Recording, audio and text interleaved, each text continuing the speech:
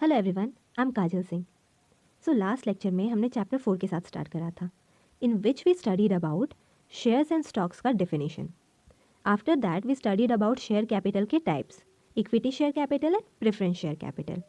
फिर हमने deemed preference capital के बारे में बात करी थी and then we discussed about differential rights वाले इक्विटी शेयर्स। फिर हमने कुछ कंप्लायंस भी देखा था जिसको फुलफिल करने के बाद कंपनी डिफरेंशियल राइट्स वाले इक्विटी शेयर्स इशू कर सकती है। So in today's lecture, we are going to start with certificate of shares under section 46. Company जब ये शेयर्स इशू करती है तो या तो वो फिजिकल फॉर्म में इशू कर सकती है या तो डीमैट फॉर्म में इशू कर सकती है। तो जब भी कंपनी फिजिकल फॉर्म में शेयर इशू करती है, सर्टिफिकेट ऑफ शेयर की ज़रूरत तभी पड़ती है। A certificate of share is required when shares are issued in physical form. जब भी कंपनी फिजिकल फॉर्म में शेयर इशू करती है तो जिस मेंबर को शेयर इशू किया गया है उसको कंपनी सर्टिफिकेट ऑफ शेयर देती है। सर्टिफिकेट ऑफ शेयर से रिलेटेड जो प्रोविज़न है वो सेक्शन 46 में बताए गए हैं। Share certificate is prima facie evidence of title, मतलब जिसके पास भी शेयर सर्टिफिकेट होगा वो उन शेयर्स का ओनर माना जाएगा। Share certificate prima facie evidence होता है उन शेयर्स के टाइटल का। According to section 46(1), a certificate is issued under the common seal if any. Company अगर कोई सर्टिफिकेट पे अपना कॉमन सील लगा के देती है, इशू करती है, अगर कंपनी के पास कॉमन सील है तो अब कॉमन सील होना कंपनी के पास कंपलसरी नहीं है, पहले हुआ करता था। तो अगर कंपनी के पास कॉमन सील है और कंपनी ने वो कॉमन सील किसी सर्टिफिकेट पे लगा के इशू किया है, या फिर तो वो सर्टिफिकेट कंपनी के किसी 2 डायरेक्टर्स के द्वारा साइन किया गया है, या फिर अगर कंपनी में कंपनी सेक्रेटरी है तो एक कंपनी सेक्रेटरी एंड एक डायरेक्टर ने उस सर्टिफिकेट को साइन किया है, तो वो सर्टिफिकेट का होल्डर ये माना जाता है कि वो शेयर्स का ओनर है। मतलब वो सर्टिफिकेट प्राइमा फेसी एविडेंस माना जाता है उन शेयर्स के टाइटल का। Issue of duplicate certificate, company duplicate certificate issue कर सकती है। कब इशू कर सकती है? इन 2 केसेस में इशू कर सकती है। Section 46(2) states that a duplicate certificate of share may be issued if such certificate is proved to have been lost or destroyed या फिर defaced, mutilated, torn and is surrendered to the company। अगर कोई certificate या तो lost हो गया है, गुम गया है, या डिस्ट्रॉय हो गया है, या डिफेस्ड हो गया है, म्यूटिलेटेड हो गया है, या फिर तो फट गया है, किसी रीज़न से उस पर जो लिखा हुआ था सर्टिफिकेट के जो इन्फॉर्मेशन थे वो दिख नहीं रहे हैं, या फट गए हैं, या लॉस्ट हो गया है। और लॉस्ट और डिस्ट्रॉयड के केस में तो सर्टिफिकेट बचा ही नहीं है, बट अगर डीफेस्ड है, म्यूटिलेटेड है या टोर्न है, उस केस में उस पर्सन ने कंपनी को वो फटा हुआ सरेंडर कर दिया सर्टिफिकेट। तो इन 2 केसेस में कंपनी डुप्लीकेट सर्टिफिकेट इशू कर सकती है। Manner of issue of certificate या फिर डुप्लीकेट सर्टिफिकेट, मैनर क्या है, किस मैनर में कंपनी सर्टिफिकेट या डुप्लीकेट सर्टिफिकेट इशू कर सकती है। It is as may be prescribed. Rule number 5, rule number 6 and rule 7, इन तीनों रूल्स में जैसा प्रिस्क्राइब किया गया है वैसे उन मैनर में कंपनी सर्टिफिकेट या डुप्लीकेट सर्टिफिकेट इशू कर सकती है। Shares held in depository form, अगर किसी पर्सन ने डिपॉजिटरी फॉर्म में शेयर्स होल्ड किए हुए हैं तो उस केस में डिपॉजिटरी ने जो रिकॉर्ड मेंटेन कर रखा है वो रिकॉर्ड प्राइमा फेसी एविडेंस माना जाएगा बेनिफिशियल ओनर का। अब ये डिपॉजिटरी क्या है, बेनिफिशियल ओनर क्या है, तो वो हम लोग आगे इस चैप्टर में पढ़ेंगे। Punishment for issuing duplicate certificate of share with intent to defraud, अगर कंपनी ने डिफ्रॉड करने के इंटेंशन से डुप्लीकेट सर्टिफिकेट इशू किया है तो कंपनी को पनिशमेंट मिलेगी। क्या पनिशमेंट मिलेगी? The company shall be punishable with a fine, company को फाइन लगेगा, which shall not be less than 5 times the face value of shares involve. जिस शेयर्स के केस में कंपनी ने डुप्लीकेट सर्टिफिकेट इशू किया है उन शेयर का जो फेस वैल्यू है उसका कम से कम 5 times, इन ज़्यादा से ज़्यादा, बट विच में नॉट एक्सटेंड टू 10 times, कम से कम 5 times एंड ज़्यादा से ज़्यादा 10 times the face value of such shares, और ₹10 crore whichever is higher. मतलब जो शेयर के केस में डुप्लीकेट सर्टिफिकेट इशू किया गया है उसका कम से कम 5 times उसके फेस वैल्यू का एंड ज़्यादा से ज़्यादा उसके फेस वैल्यू का 10 times and 10 crore whichever is higher, मतलब 10 करोड़ तो देने ही देने हैं, उससे ज़्यादा भी फाइन लग सकता है, विच एवर इज़ हायर। फिर जो ऑफिसर है कंपनी का जिसने डिफ़ॉल्ट करा है, कंपनी को तो ये फाइन लगेगा, और जिस ऑफिसर ने डिफ़ॉल्ट करा है उसको सेक्शन 447 के अंडर वो लाइबल होगा, उस पर फ्रॉड का सेक्शन लगेगा।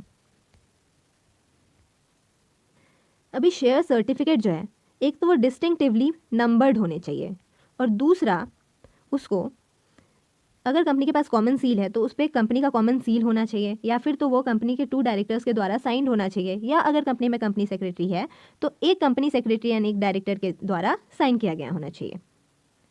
इन case the company is required to issue duplicate certificate, it can do so after following the procedure prescribed in rule 6। Rule 6 में जो प्रोसीजर प्रिस्क्राइब्ड है उसको फॉलो करने के बाद कंपनी डुप्लीकेट सर्टिफिकेट्स इशू कर सकती है। The aforesaid requirements are not applicable in case of dematerialized shares or shares held in electronic form with any depository। मतलब डीमैट फॉर्म में, डीमटीरियलाइज्ड फॉर्म में अगर शेयर्स होल्ड कर रखे हैं किसी ने, तो उस केस में ये डुप्लीकेट शेयर या शेयर सर्टिफिकेट इशू करने वाला प्रोविज़न नहीं लगेगा। उस केस में डिपॉजिटरी के पास जो रिकॉर्ड्स है उसी को प्राइमा फेसी एविडेंस मान लिया जाएगा बेनिफिशियल ओनर के टाइटल का। अभी बेनिफिशियल ओनर, डिपॉजिटरी, ये सब क्या है, लेट्स अंडरस्टैंड अबाउट दैट। तो कंपनी 2 फॉर्म में शेयर्स इशू करती है, ये तो हमने अभी पढ़ा थोड़ी देर पहले। पहला तो फिजिकल फॉर्म एंड दूसरा डीमैट फॉर्म। तो अगर कंपनी फिजिकल फॉर्म में शेयर्स ट्रांसफ़र कर रही है तो ये तो हमको पता है कि at the time of incorporation, company के इनकॉर्पोरेशन के टाइम जो एमओए और एओए के सब्सक्राइबर्स होते हैं उन्हीं को इनिशियल शेयर होल्डर्स मान लिया जाता है, और इनको कंपनी शेयर सर्टिफिकेट इशू कर देती है और उनका नाम रजिस्टर ऑफ मेंबर्स में लिख देती है, तो वो रजिस्टर्ड ओनर बन जाते हैं कंपनी के। फिर अगर फर्दर कंपनी को शेयर्स ट्रांसफ़र करना है उस केस में कंपनी क्या करती है, तो फिजिकल फॉर्म में अगर कंपनी शेयर ट्रांसफ़र कर रही है, फॉर एग्जांपल मान लो ए है जिसने बी को शेयर ट्रांसफ़र करना है, तो ए के पास शेयर सर्टिफिकेट होगा।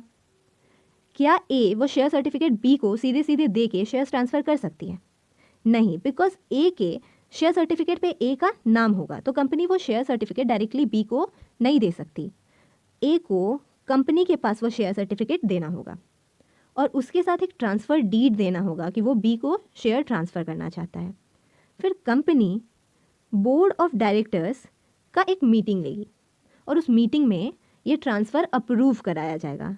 ये ट्रांसफ़र अप्रूव होने के बाद कंपनी बी को एक न्यू शेयर सर्टिफिकेट इशू करेगी बी के नाम के साथ, एंड बी का नाम फिर कंपनी रजिस्टर ऑफ मेंबर्स में लिख देगी। बट अगर शेयर डीमैट फॉर्म में इशू करना हो तो क्या करेंगे? अभी हमने फिजिकल फॉर्म में शेयर इशू करने का, ट्रांसफ़र करने का तरीका तो देख लिया, बट अगर कंपनी को डीमैट फॉर्म में शेयर्स ट्रांसफ़र करने हैं उस केस में क्या होगा? मान लो डी कोई पर्सन है जिसको डीमैट फॉर्म में शेयर ट्रांसफ़र करना है, तो डी किसी डिपॉजिटरी के पास अपना अकाउंट खुलवाएगी थ्रू अ ब्रोकर। किसी ब्रोकर के पास जाके कंपनी किसी डिपॉजिटरी में अपना अकाउंट खुलवाएगी और फिर डी अपने ब्रोकर को बोल के या तो सेल कर सकती है या तो शेयर्स परचेज कर सकती है। मतलब डी अपने ब्रोकर को इंस्ट्रक्शन देगी कि या तो शेयर्स सेल करने हैं या तो शेयर्स परचेज करने हैं डिपॉजिटरी के थ्रू, तो इसको हम बोलेंगे डीमैट फॉर्मेट में ट्रांजैक्शन। अभी फिजिकल फॉर्म में तो हमको पता है कि कंपनी रजिस्टर ऑफ मेंबर्स में जिसको भी कंपनी ने शेयर इशू किया है उसका नाम लिख देगी और वो ओनर्स माने जाएंगे उन शेयर्स के। बट डीमैट फॉर्म में क्या किया जाएगा? डीमैट फॉर्म में कंपनी रजिस्टर ऑफ मेंबर्स में उन मेंबर्स का नाम नहीं लिखेगी जिनको शेयर्स इशू हुआ है। डीमैट फॉर्म में शेयर इशू करते टाइम, शेयर्स ट्रांसफ़र करते टाइम कंपनी अपने रजिस्टर ऑफ मेंबर्स में डिपॉजिटरी का नाम लिखेगी। मतलब कंपनी के रजिस्टर्ड ओनर्स डिपॉजिटरी माने जाएंगे बिकॉज रजिस्टर ऑफ मेंबर्स में डिपॉजिटरी का नाम है। बट डिपॉजिटरी अपने रिकॉर्ड में जिन भी मेंबर्स को शेयर इशू किए गए हैं, जिन भी मेंबर्स ने शेयर ले रखे हैं, उन सब का रिकॉर्ड मेंटेन करेगी और वो सारे जो मेंबर्स होंगे वो बेनिफिशियल ओनर्स माने जाएंगे। रजिस्टर ऑफ मेंबर में नाम होने के कारण रजिस्टर्ड ओनर डिपॉजिटरी बनेंगे, बट क्योंकि उन शेयर्स के जो बेनिफिट है वो इन मेंबर्स को मिल रहे हैं जिनका रिकॉर्ड डिपॉजिटरी के पास मेंटेन है, तो इनको बेनिफिशियल ओनर बोला जाएगा। सो नाउ वी अंडरस्टैंड कि बेनिफिशियल ओनर्स एंड डिपॉजिटरी क्या होता है एंड डीमैट फॉर्म में अगर शेयर ट्रांसफ़र करना हो तो वो कैसे करेंगे हम। Dematerialization, in short demat of securities. After the depository started functioning in India, the listed shares are required to be held in electronic form. जब से इंडिया में डिपॉजिटरी ने फंक्शन करना स्टार्ट करा है, तब से शेयर्स को इलेक्ट्रॉनिक फॉर्म में हेल्ड करना जरूरी है. Even banks and financial institution insist for demat of securities for creation of charge. Charge create करने के लिए banks and financial institution भी demat form of security के लिए बोलते हैं. Now rule 9A of the company's prospectus and allotment of security rules 2014 requires every unlisted public company to issue the securities only in demat form. मतलब ये जो rule 9A है ये बोलता है कि किसी भी अनलिस्टेड पब्लिक कंपनी को अपने सिक्योरिटीज़ को डीमैट फॉर्म में इशू करना जरूरी है. And also facilitate dematerialisation of all its existing securities. According to rule 9A(3), every holder of security of an unlisted public company, किसी भी अनलिस्टेड पब्लिक कंपनी के सिक्योरिटी होल्डर्स जो कि शेयर्स ट्रांसफ़र करना चाहते हैं, जो कि सिक्योरिटीज़ ट्रांसफ़र करना चाहते हैं ऑन और आफ्टर 2 अक्टूबर 2018, 2 अक्टूबर 2018 के बाद अगर वो सिक्योरिटीज़ ट्रांसफ़र करना चाहते हैं तो वो अपने सिक्योरिटीज़ को डीमैटीरियलाइज्ड फॉर्म में कन्वर्ट करा के ट्रांसफ़र करेंगे. Shall get such securities dematerialized before the transfer करने से पहले डीमैट फॉर्म में कन्वर्ट कराएंगे. अनलिस्टेड पब्लिक कंपनी के सिक्योरिटी को अगर कोई सब्सक्राइब करता है ऑन और आफ्टर 2 अक्टूबर 2018, 2 अक्टूबर 2018 के बाद अगर कोई अनलिस्टेड पब्लिक कंपनी के सिक्योरिटी को सब्सक्राइब करता है तो वो इंश्योर करना चाहिए कि जो सिक्योरिटीज़ है are held in dematerialised form before such subscription. मतलब उसके सब्सक्राइब करने से पहले वो सिक्योरिटीज़ डीमैट फॉर्म में होने चाहिए. रूल 9A(11) फर्दर ये स्टेट करता है कि rule 9A shall not apply to an unlisted public company which is Nidhi company, a government company and a wholly owned subsidiary. 9A(11) इन 3 केसेस में नहीं लगेगा. मतलब कोई भी अनलिस्टेड पब्लिक कंपनी को अपने शेयर्स को डीमैट फॉर्म में रखना जरूरी होता है, but Nidhi company, government company and a wholly owned subsidiary, ये 3 कंपनीज़ को ये कंपलसरी नहीं है कि वो अपने सिक्योरिटीज़ को डीमैट फॉर्म में रखें, बिकॉज 9A इनको अप्लाई नहीं होता है. It is to be noted that only unlisted public company subject to the exceptions are covered by rule 9A.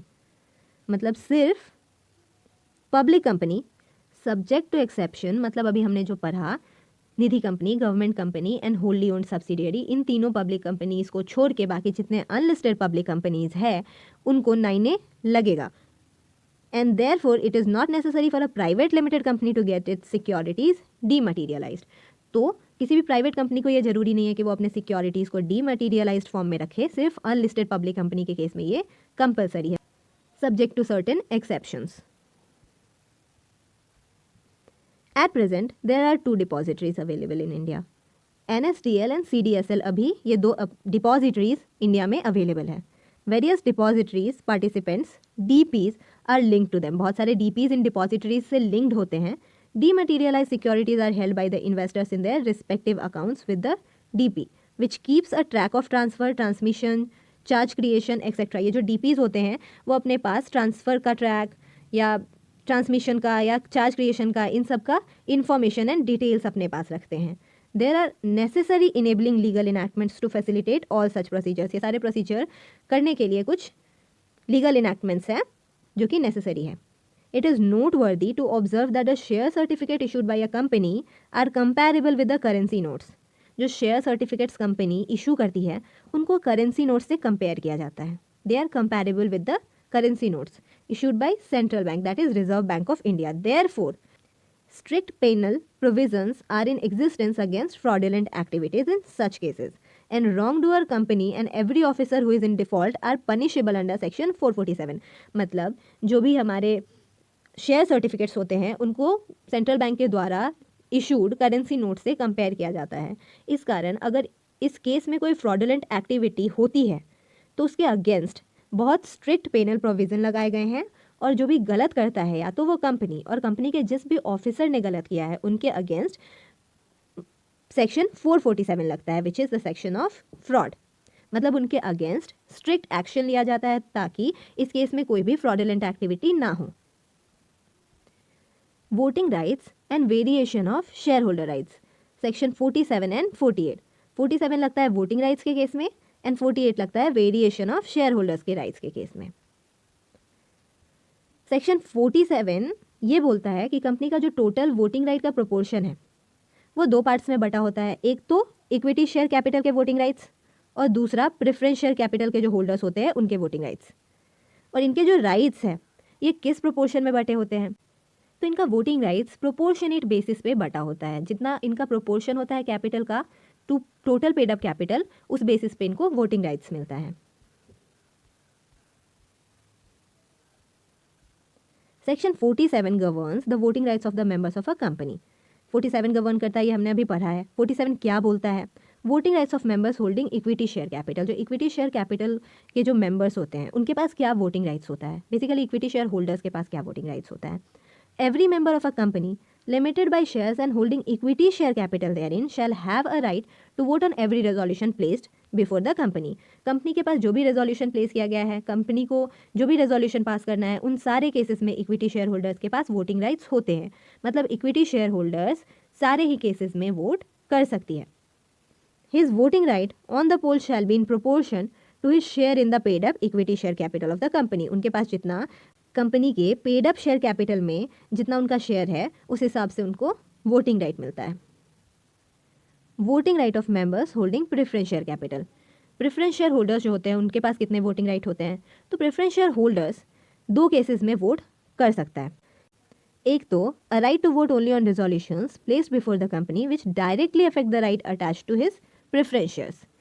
मतलब प्रेफरेंस शेयर होल्डर्स जो प्रेफरेंस शेयर से रिलेटेड राइट्स होते हैं उनको डायरेक्टली इफेक्ट करने वाले मैटर्स पे वोट कर सकते हैं। जो matters directly preference share holders को इफेक्ट कर रहे हैं उन मैटर्स पे प्रेफरेंस शेयर होल्डर्स वोट कर सकते हैं, उनके पास वोटिंग राइट्स होता है। A right to vote on any resolution for the winding up of the company. Company के वाइंडिंग अप के टाइम किसी भी मैटर पे प्रेफरेंस शेयर होल्डर्स वोट कर सकते हैं। और फॉर द रीपेमेंट और रिडक्शन ऑफ इट्स इक्विटी और preference share capital. Preference share capital या इक्विटी शेयर कैपिटल का रीपेमेंट या रिडक्शन का कोई मैटर हो तो उस केस में भी प्रेफरेंस शेयर होल्डर्स कर सकते हैं vote. And his voting right on the poll shall be in the proportion of his share in the paid up preference share capital of the company. जो company का preference share capital है paid up, उसमें उनका जो हिस्सा है उस proportion में उनको वोटिंग राइट मिलता है। मतलब इक्विटी शेयर होल्डर्स जो होते हैं वो सारे ही केसेस में वोटिंग राइट्स रखते हैं, उनके पास सारे ही केसेस में वोट करने का पावर होता है। बट जो प्रेफरेंस शेयर होल्डर्स होते हैं वो सारे केसेस में वोट नहीं कर सकते हैं। वो या तो उन केसेस में वोट कर सकते हैं जो matter directly preference share holders को इफेक्ट कर रहे हैं, या तो उन शेयर्स पे कर सकते हैं वोट जब भी कंपनी वाइंड अप हो रही है। तो proportion of voting rights, proportion of voting rights किस प्रोपोर्शन में वोट करने का पावर मिलता है, हमने पहले ही पढ़ा है इसके बारे में कि the proportion of voting right of equity share holders to the voting right of preference share holders shall be in the same proportion as the paid up capital in respect of equity share bears to the paid up capital in respect of preference share। मतलब paid up capital जो equity share के case में होगा is to paid up capital जो preference share के case में होगा, इस प्रोपोर्शन में उनको वोटिंग राइट्स मिलेगा। Consequences when dividends are not paid to preference share holders. जब भी प्रेफरेंस शेयर होल्डर्स को डिविडेंड नहीं मिले तो उस केस में क्या कॉन्सिक्वेंसेज हो सकते हैं। अभी हमने क्या पढ़ा कि प्रेफरेंस शेयर होल्डर्स को सारे केसेस में वोटिंग राइट्स नहीं मिलता है, बट इसका एक एक्सेप्शन है कि प्रेफरेंस शेयर होल्डर्स को जब भी 2 ईयर्स तक लगातार डिविडेंड ना मिले तो उस केस में प्रेफरेंस शेयर होल्डर्स के पास ये राइट आ जाता है कि वो सारे ही केसेस में वोटिंग पावर एक्सरसाइज करें। तो वो इस सेक्शन में दिया गया है 47(2) में, where the dividend in respect of a class of preference share has not been paid for a period of 2 साल 2 years। 2 years के लिए किसी class of preference share holders को डिविडेंड नहीं दिया गया है और मोर 2 साल से ज़्यादा या 2 साल, then such class of preference shareholders shall have a right to vote on all the resolution placed before the company। तो उस केस में कंपनी के पास जितना भी रेजोल्यूशन प्लेस किया जा रहा है, कंपनी को जिस भी रेजोल्यूशन पे वोटिंग कराना है, उन सारे केसेस में प्रेफरेंस शेयर होल्डर्स के पास भी राइट होगा कि वो वोट कर सके। For the above provision it is clear that in case of equity shares other than equity share with differential voting rights, each shareholder is entitled to vote on any resolution placed before the company। मतलब differential rights वाले जो equity share holders हैं उनको छोड़ के बाकी जितने भी शेयर होल्डर्स होते हैं इक्विटी शेयर होल्डर्स, उनको कंपनी के सारे ही मैटर पे वोट करने का पावर होता है in the annual general meeting AGM या फिर तो extraordinary general meeting EGM of the members of the company. The voting right shall be proportionate to the paid up capital of the class of share involve. जो share involve है उस share के class का जो paid up capital है उस proportion में उनको वोटिंग राइट मिलता है। और प्रेफरेंस शेयर होल्डर्स के पास ऑल्दो बहुत लिमिटेड वोटिंग राइट्स होते हैं, but they shall have a right to vote on all the resolution, सारे रेजोल्यूशन पे वोट करने का उनको पावर मिलता है जब भी if the dividend has not been paid to them for a period of 2 years और मोर, 2 साल या उससे ज़्यादा अगर उनको डिविडेंड नहीं दिया जाता तो वो सारे मैटर्स पे वोट कर सकते हैं। Similarly they have a right to vote on any resolution for the winding up of the company, मतलब कंपनी का वाइंडिंग अप जब भी हो रहा है तो उस टाइम पे वो सारे रेजोल्यूशन पे वोट कर सकते हैं। और फॉर द रीपेमेंट और रिडक्शन ऑफ कंपनीज इक्विटी और प्रेफरेंस शेयर कैपिटल, कंपनी के इक्विटी या प्रेफरेंस शेयर कैपिटल का जब भी रीपेमेंट या रिडक्शन का मैटर है तो उस केस में भी वो वोट कर सकते हैं। तो अभी हमने जो जो पढ़ा वो इस ग्राफ के थ्रू समझाया गया है, जो हमने इतना डिस्कस करके अभी पढ़ा है कि वोटिंग राइट्स इन दोनों को मिलता है, एक तो इक्विटी शेयर होल्डर्स को मिलता है, एक प्रेफरेंस शेयर होल्डर्स को मिलता है। कैसे मिलता है? On every resolution place before the company, equity share holder को जो भी कंपनी रेजोल्यूशन पास करती है उसमें वोट करने का राइट मिलता है।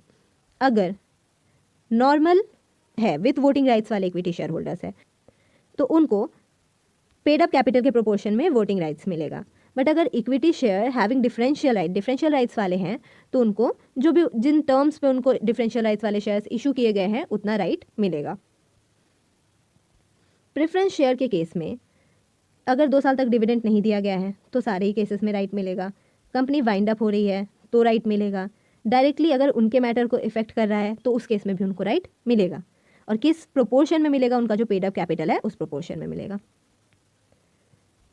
Exception to private company, section 47 shall not apply to a private company. अभी जो हमने पढ़ा है सेक्शन 47 वोटिंग राइट्स वाले, वो प्राइवेट कंपनी को नहीं अप्लाई होगा। कब नहीं अप्लाई होगा? जब भी मेमोरेंडम और article of association of the private company so provides, MOA या एओए बोलता है कि उनको 47 नहीं लगेगा तो उनको नहीं लगेगा।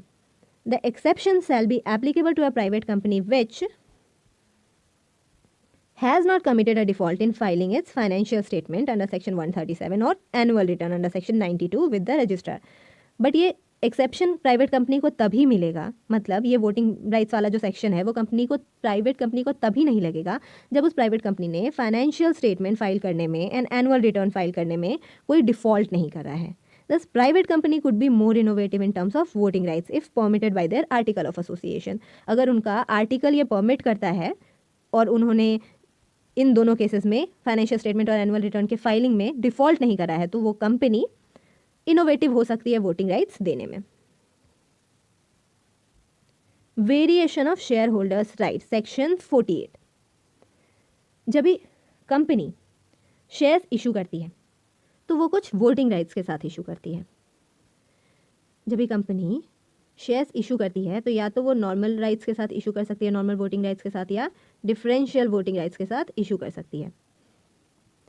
बट कुछ केसेस में कंपनी को कंडीशन चेंज करना पड़ सकता है जिस कंडीशन पे शेयर्स इशू किए गए हैं। They need to change the condition on which shares were issued. तो उस केस में कंपनी क्या करेगी उस बारे में हम इस सेक्शन में पढ़ेंगे, सेक्शन 48 में। Variation of share holders in case share capital of a company is divided into different classes of shares, it may sometimes be necessary for it to amend the rights attached to one or more class of shares। जब भी company different rights के साथ share issue करती है तो ऐसा हो सकता है कि कंपनी को किसी क्लास ऑफ शेयर्स के राइट्स को अमेंड करने की ज़रूरत पड़े, उनको चेंज करने की ज़रूरत पड़ जाए। तो सेक्शन 48 इस सिचुएशन के साथ डील करता है and regulate the variation of share holders right. Variation in rights of share holders with consent. According to section 48(1), where a share capital of a company is divided into different classes of shares, the rights attached to the share of any class may be varied with the consent in writing। जब भी company variation ला रही हो किसी class of shares के right में, जब भी company ने बहुत सारे क्लासेस ऑफ शेयर होल्डर्स को डिफरेंट राइट्स के साथ शेयर्स इशू किए हुए हैं एंड किसी क्लास ऑफ शेयर होल्डर्स के राइट को कंपनी को वैरी करना है, चेंज करना है, तो उस केस में कंपनी कंसेंट लेगी उस क्लास ऑफ शेयर होल्डर से। कंसेंट लेने के टाइम कंपनी राइटिंग में कंसेंट लेगी होल्डर से of not less than 3/4 of the issued share of that class. या तो कंपनी जिस क्लास ऑफ शेयर्स के राइट्स को वैरी कर रही है, चेंज कर रही है, उस क्लास के शेयर होल्डर से राइटिंग में कंसेंट ले ले 3/4 मतलब 75% ऑफ पर्सनस के राइटिंग में कंसेंट ले ले, या फिर कंपनी स्पेशल रेजोल्यूशन पास करा ले at a separate meeting of the holders of issued share of that class. या तो कंपनी उस क्लास के जितने भी शेयर होल्डर्स है उनका एक सेपरेट मीटिंग ले ले एंड 75% मतलब स्पेशल रेजोल्यूशन पास करा ले, या तो कंपनी 3/4 मतलब 75% के जो शेयर होल्डर्स है उनसे रिटर्न कंसेंट ले ले, 3/4 ऑफ मेंबर्स या 75% ऑफ वोट्स। अब कंपनी किसी क्लास ऑफ शेयर होल्डर्स के राइट वैरी तभी कर सकती है जब कंपनी का मेमोरेंडम या फिर आर्टिकल ये अलाउ करे, if the provision with respect of such variation is contained in the memorandum और आर्टिकल ऑफ द कंपनी। अगर मेमोरेंडम और आर्टिकल में ये बोला गया है कि आप कर सकते हो वैरी, तभी आप कर सकते हो vary. In the absence of any such provision in the memorandum और आर्टिकल, अगर मेमोरेंडम या आर्टिकल में ऐसा कुछ नहीं लिखा है, प्रोविजन नहीं है ऐसा कुछ कि या तो आप चेंज कर सकते हो या नहीं चेंज कर सकते हो, तो in such case variation is not prohibited by the terms of issue of share of that class. Company ने वो जो क्लास ऑफ शेयर इशू किया है उस टाइम, उस इशू के टाइम कंपनी ने ये प्रोहिबिट नहीं किया है कि हम वेरी कर सकते हैं राइट्स को। शेयर करने के टाइम कुछ टर्म्स पे कंपनी ने शेयर्स इशू किए होंगे, उन टर्म्स में ये नहीं होना चाहिए कि हम आगे चल के राइट्स वेरी नहीं करेंगे। तो दो केसेस में राइट्स वेरी करना पॉसिबल है। अगर कंपनी का मेमोरेंडम एंड आर्टिकल ये बोलता है कि हम कर सकते हैं वेरी राइट्स को, तो हम कर सकते हैं। अदरवाइज अगर मेमोरेंडम और आर्टिकल में ऐसा कोई प्रोविज़न नहीं है तो हम ये चेक करेंगे कि जब भी कंपनी ने शेयर इशू किया है तो जिन टर्म्स पे शेयर इशू हुआ है उन टर्म्स में ये प्रोहिबिटेड नहीं होना चाहिए कि वेरिएशन होगा। अगर टर्म्स प्रोहिबिट करता है तो वेरिएशन नहीं होगा, अगर टर्म्स प्रोहिबिट नहीं करता है तो वेरिएशन कर सकते हैं। It is provided that if variation by one class of shareholder affect the rights of other class of shareholders, the consent of 3/4 of such other class of shareholders shall also be obtained, and the provision of this section shall apply to such variation. अगर हम किसी class of share holder के rights को very कर रहे हैं जो किसी other class of share holders के राइट को अफेक्ट कर रहा है,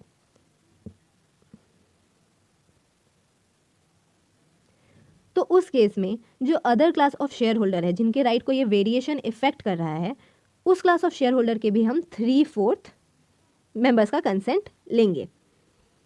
एंड इस सेक्शन का जो भी प्रोविज़न है वो उस क्लास ऑफ शेयर होल्डर्स को भी अप्लाई होगा। No consent given for variation, अगर वेरिएशन के लिए कंसेंट नहीं दिया गया, अगर हम राइट्स वेरी कर रहे हैं, राइट्स चेंज कर रहे हैं, तो हो सकता है कि जो क्लास ऑफ शेयर होल्डर्स है उनमें से कुछ ऐसे मेंबर्स हैं जो कंसेंट दे दे कि हाँ ठीक है चेंज कर लो, बट कुछ ऐसे मेंबर्स भी होंगे जो कंसेंट नहीं देंगे, जो अग्री नहीं करेंगे इस चेंज से।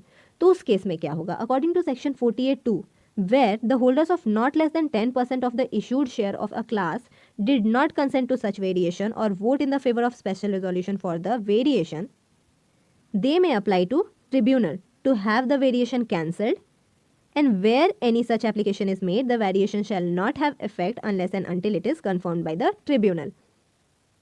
जो शेयर होल्डर्स है वो अगर 10% से ज़्यादा है और उन्होंने या तो कंसेंट नहीं दिया या स्पेशल रेजोल्यूशन के फेवर में वोट नहीं किया, एंड 10% से ज़्यादा है, तो वो ट्रिब्यूनल के पास, एनसीएलटी के पास अप्लाई कर सकते हैं कि वेरिएशन को कैंसिल करो बिकॉज हम इस वेरिएशन पे कंसेंट नहीं देते हैं। एंड अगर ऐसा कुछ होगा, any such application is made, कोई एप्लीकेशन ऐसा दिया जाएगा ट्रिब्यूनल के पास, तो ये वेरिएशन तब तक नहीं होगा जब तक ट्रिब्यूनल कंफर्म ना कर दे वेरिएशन के लिए। Application to tribunal, proviso of section 48(2) ये बोलता है that application under this section shall be made within 21 days after the date on which consent was given or resolution was passed। जिस दिन resolution pass किया गया उस मैटर पे या कंसेंट दिया गया उस मैटर पे, उससे अगर अग्री नहीं कर रहे हैं हम, तो हम 21 डेज़ के अंदर ट्रिब्यूनल के पास एप्लीकेशन देंगे कि हम अग्री नहीं कर रहे हैं और वेरिएशन कैंसिल करो। As the case may be and may be made on behalf of the shareholders entitled to make the application by such one or more of their number as may appoint in writing for the purpose। मतलब ज़रूरी नहीं है कि जितने 10% है या उससे ज़्यादा है शेयर होल्डर्स वो सारे के सारे एप्लीकेशन दे, या तो कोई one on the behalf of all भी दे सकता है या तो सारे भी दे सकते हैं।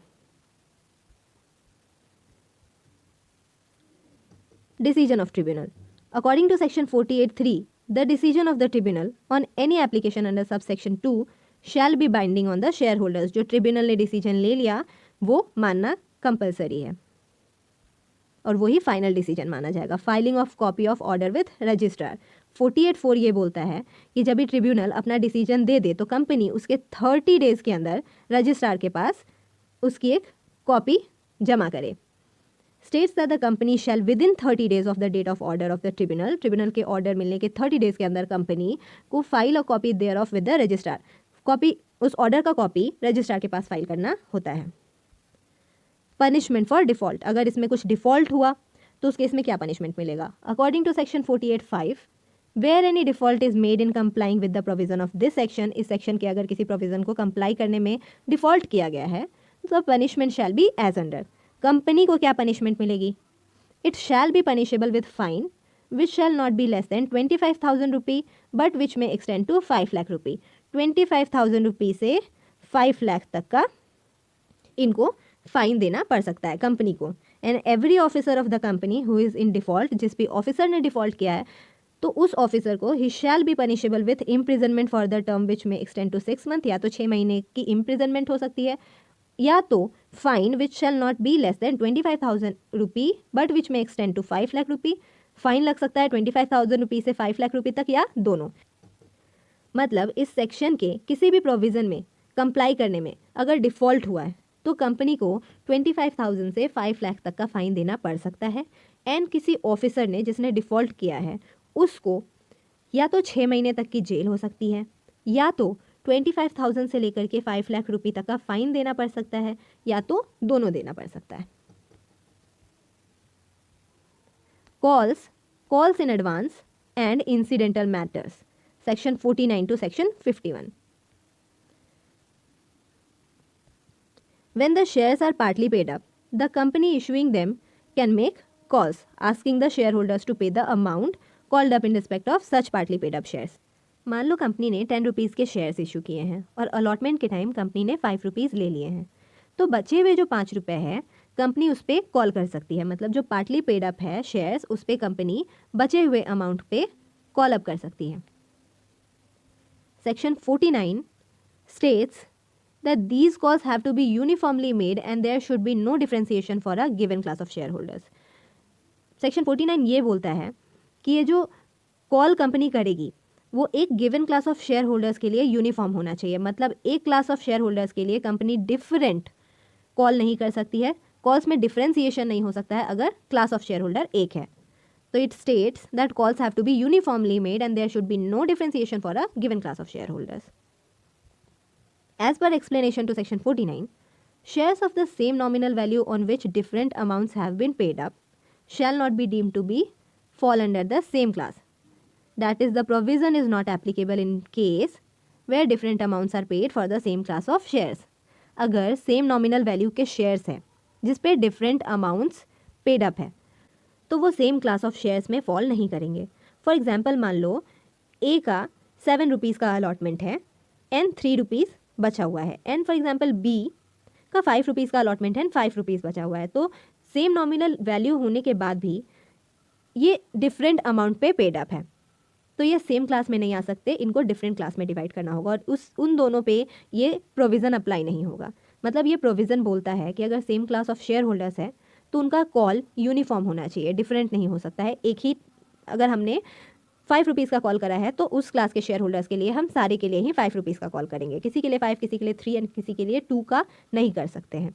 बट अगर कुछ शेयर्स है सेम नॉमिनल वैल्यू के जिन पे डिफरेंट अमाउंट पेड अप है तो ऐसा डीम किया जाएगा कि वो different class of share holders है, वो same class of share holders नहीं माने जाएंगे और फिर उन पे सेम यूनिफॉर्म कॉल करना जरूरी नहीं है, उन पे डिफरेंट कॉल्स भी किए जा सकते हैं, ये प्रोविज़न उन पे अप्लाई नहीं होगा। Calls in advance as per section 50, a company may, if so authorized by its article, accept from any member the whole or a part of the amount remaining unpaid on any shares held by him, even if no part of that amount has been called up. That is, if authorized by the article, a company is permitted to keep advance subscription or call money received in advance. Section 50 ये बोलता है कि अगर कंपनी का article ये authorise करे, company का आर्टिकल ये परमिट करे कि वो एडवांस में कॉल रिसीव कर सकता है, तो कंपनी एडवांस में कॉल रिसीव कर सकता है। फॉर एग्जांपल, मान लो कंपनी ने अलॉटमेंट पे 5 रुपीज़ ले रखे हैं एंड जो बचे 5 रुपीज़ है उसका कंपनी ने कॉल नहीं किया है अभी, बट कॉल करने के पहले भी अगर कोई शेयर होल्डर है जो कंपनी को पेमेंट करना चाहे तो कंपनी वो पेमेंट इन एडवांस रिसीव कर सकता है और उसको कंपनी कॉल्स इन एडवांस बोलेगा। However, A member of a company limited by shares shall have no voting right in respect of advance amount paid by him on calls till the amount is duly called up. मतलब भले ही किसी member ने advance में payment कर दिया है किसी share पे जो भी बचा हुआ अमाउंट है, बट वो मेंबर उस एडवांस पेमेंट पे वोटिंग राइट एक्सरसाइज नहीं कर सकता है. कंपनी वोटिंग राइट उस मेंबर को तभी देगी जब भी वो सारे मेंबर से उस अमाउंट पे कॉल करेगी. तो एडवांस कॉल्स इन एडवांस के केस में वोटिंग राइट्स नहीं मिलता है. वोटिंग राइट तभी मिलेगा जब भी कंपनी उस क्लास ऑफ शेयर होल्डर से कॉल करे amount. According to section 51, the company is permitted to pay dividend in proportion of the amount paid upon each share if so authorize by the article. अगर कंपनी का article authorise करता है तो company dividend pay कर सकती है in proportion to the amount paid upon each share. Each share पे जो अमाउंट पेड अप है उस प्रोपोर्शन में कंपनी डिविडेंड दे सकती है अगर कंपनी का आर्टिकल ऑथराइज करता है. In other words, advance payment will not lead to increased voting rights but delayed payment of call money would be the reason of decreased voting rights. हम ये बोल सकते हैं कि एडवांस पेमेंट करके कोई मेंबर को वोटिंग राइट तो नहीं ज़्यादा मिलेगा, वोटिंग राइट्स इंक्रीज नहीं होंगे, बट अगर पेमेंट डिले हुआ, कंपनी ने कॉल किया और उस कॉल मनी में पेमेंट में डिले कर दिया हमने, वोटिंग राइट्स जरूर डिक्रीज हो सकते हैं. Could be the reason of decreased voting rights. Example के थ्रू समझ लेते हैं कि Moonstar machinery limited is authorized by its article to accept the whole or any part of the amount of remaining unpaid calls from any member even if no part of that amount has been called up by it.